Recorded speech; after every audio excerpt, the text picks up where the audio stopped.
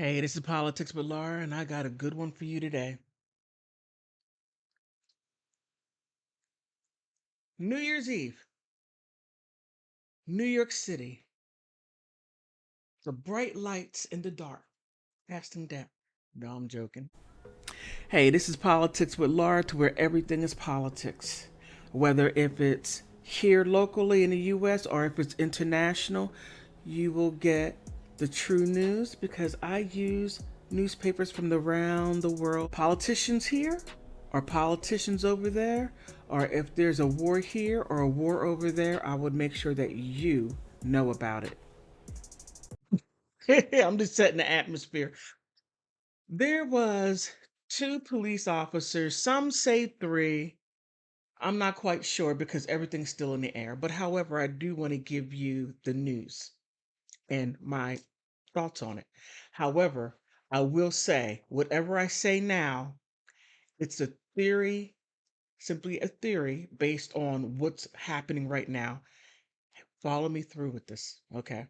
Because you're not going to, it may not be what you expect it to be.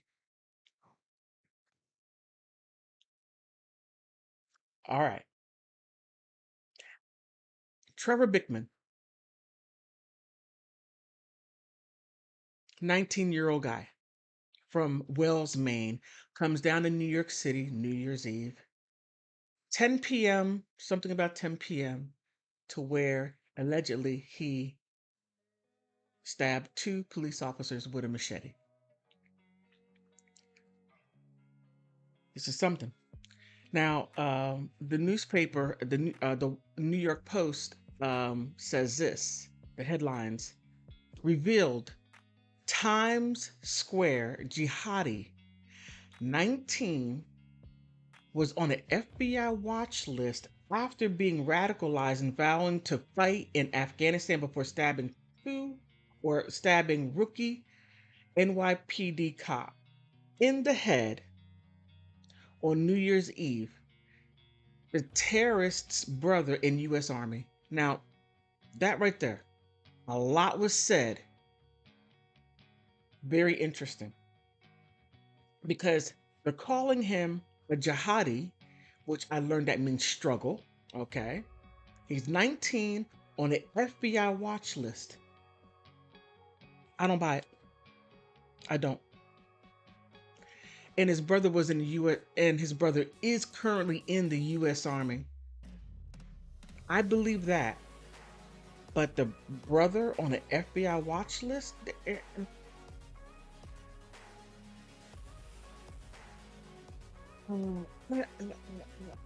Nah. Look, I woke up, I was born in the morning, but not this morning. All right, let me get into the thick of it real quick. The alleged Islamic extremist who stabbed a rookie NYPD cop. It should be officer, not cop. Copper. Look that word up. With a machete near Times Square on New Year's Eve was on the FBI watch list after being radicalized, vowing to fight for Afghanistan.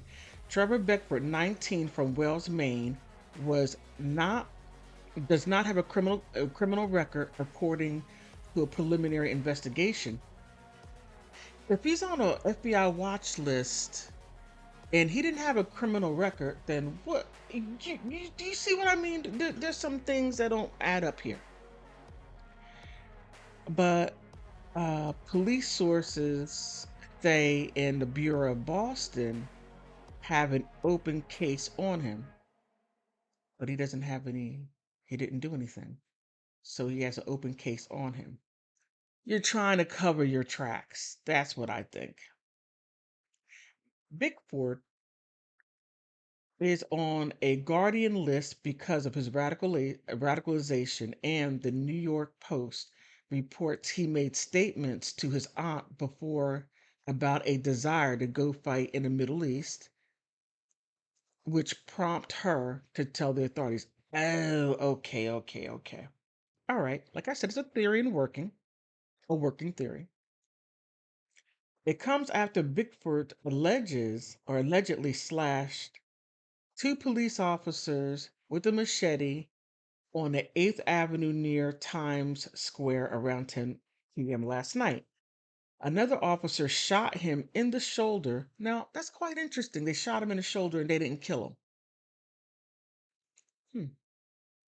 Hmm. I want to say so much right here, but I'm not. I'm going to stick just to this case. I digress. Another officer shot him in the shoulder and he was rushed to Bellevue Hospital in Manhattan along with two cops. They're all expected to survive. The attack happened just outside of a high security zone where thousands of travelers were screened for weapons and they prepared for the ring in 2023. There's so much not right here. So much. And I'm going to put his pictures in here because when you look at him, he looks like the boy next door, but that doesn't mean anything. However, he looks like the boy next door. 19, FBI watch list. He has an open case in what was it, Massachusetts? And his aunt called the police on him for making a statement. I don't know. This right here is way too. Mm, I don't know. I truly don't know. But both officers were slashed in their heads, including the rookie who suffered the skull fracture, along with an 8-year veteran police or 8-year veteran who had a head laceration. He had a machete, and you're swinging it. Okay, this is what's going through my mind. This right here is my working theory, or shall I back it up and say hypothesis? Is that he just woke up. I'm gonna go down there, and I'm gonna go to New York City, and I'm gonna find the police officers, and I'm just gonna. I know I'm oversimplifying it. Now, if this did occur, which it seemed like that it did, I don't know. MK Ultra, and I'm not being tinfoil hat or aluminum foil hat, I should say. I don't know. There's so many things that doesn't make any sense, but I am going to keep an eye on this and see what more is out there. But I do have a little video for you to see, and in the video you're going to see something rather interesting. You're going to see two police officers leaving the area where other police officers are running towards the area.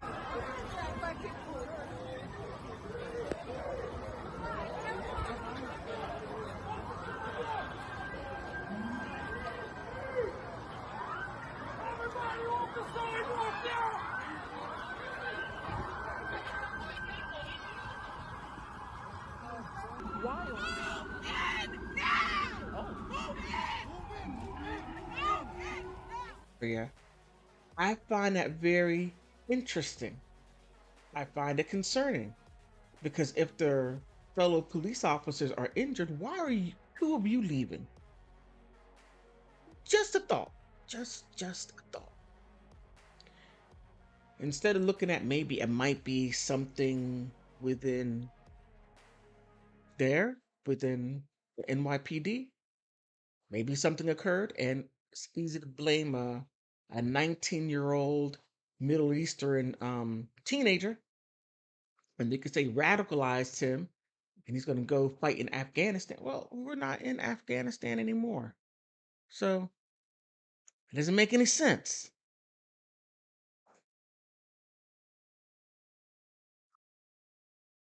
But on that note, what do you think?